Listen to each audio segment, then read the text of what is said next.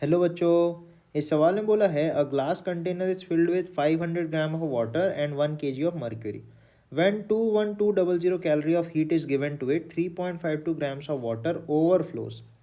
Calculate the coefficient of volumetric expansion of mercury given the coefficient of volume expansion of water is 1.5 into 10 की power minus 4 per degree Celsius. Relative density of mercury is 13.6 and specific heat of mercury is 0.03 calories per gram per degree Celsius. And that of water is 1 calorie per gram per degree Celsius. Neglect the expansion of glass. तो सबसे पहले इसमें समझने वाली चीज़ ये है कि suppose आपके पास एक कंटेनर है कुछ इस तरीके से, इसमें कुछ पार्ट में मर्क्यूरी भरा हुआ है ऐसा और कुछ पार्ट में वाटर भरा हुआ था।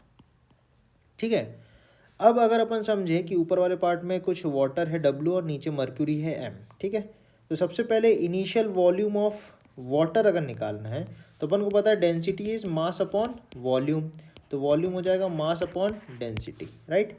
तो initial volume of water 0.5 kg upon 1000 kg पर मीटर क्यूब, तो आएगा 0.5 इंटू 10 की पावर -3 मीटर क्यूब। ये आ गया volume of water initially. Volume initial mercury का ये हो जाएगा 1/13600, तो ये निकल के आएगा 0.7353 इंटू 10 की पावर -4 मीटर क्यूब। ये अपन इनिशियल वॉल्यूम्स निकाल लिए।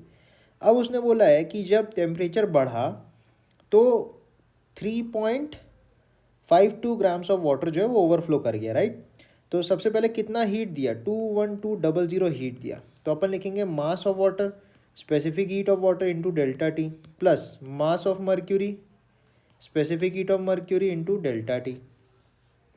21200 बराबर मास ऑफ वाटर है 500, वाटर का स्पेसिफिक हीट 1 कैलोरी पर ग्राम पर degree Celsius into delta T plus mass of mercury 1000 grams 1 kg into 0.03 calorie into delta T. तो यहाँ से आप डेल्टा टी निकालने जाओगे तो 21200 अपॉन 500 प्लस 30, तो ये निकल के आएगा 40 डिग्री सेल्सियस बराबर डेल्टा टी।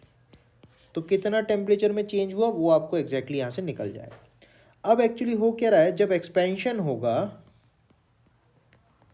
तो एक्सपेंशन में शुरू में जितना वॉल्यूम था उससे 3.52 ग्राम्स के करस्पॉन्डिंग वाटर का वॉल्यूम एक्स्ट्रा आ गया, तो अपन बोलेंगे V final mercury plus V final water will be equal to V initial mercury plus V initial water plus 3.52 grams को केजी में बदलने के लिए 10 की पावर 3 और डेंसिटी ऑफ वाटर 10 की पावर 3 होता है। ठीक है, तो इतना वॉल्यूम एक्स्ट्रा हो गया, यही फाइनल के बराबर है।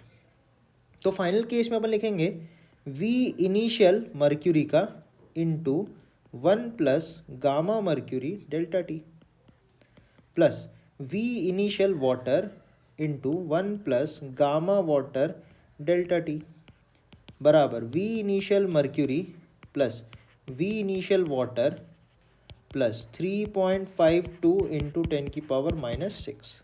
अब आप एक चीज़ नोटिस करो, V I M initial into 1 और वी आई डब्ल्यू इंटू 1 इससे कैंसिल आउट हो जाएगा, तो अपने पास बचेगा V initial mercury into gamma mercury plus V initial water into gamma water into delta T will be equal to 3.52 into 10 की power -6, right.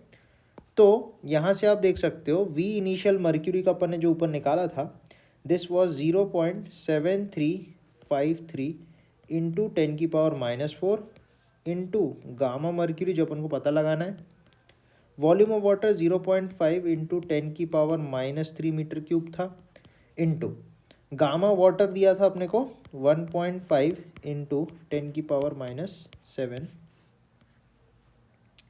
अच्छा, डेल्टा टी को अपने डिनोमिनेटर में भेज दिया तो हो जाएगा 3.52 इंटू 10 की पावर -6 अपॉन 40। ठीक है, तो यहाँ से जब आप गामा एम निकालोगे तो गामा एम आ जाएगा 3.52 इंटू 10 की power -6 divided by 40 minus 1.5 into 0.5 into 10 की power -10 whole divided by 0.7353 into 10 की पावर -4। तो इसको सबको आप कैलकुलेट करोगे तो आपको मिलेगा 1.7 इंटू 10⁴ पर डिग्री सेल्सियस। ये आ जाएगा गामा ऑफ मर्क्यूरी। ठीक है, थैंक यू बच्चों।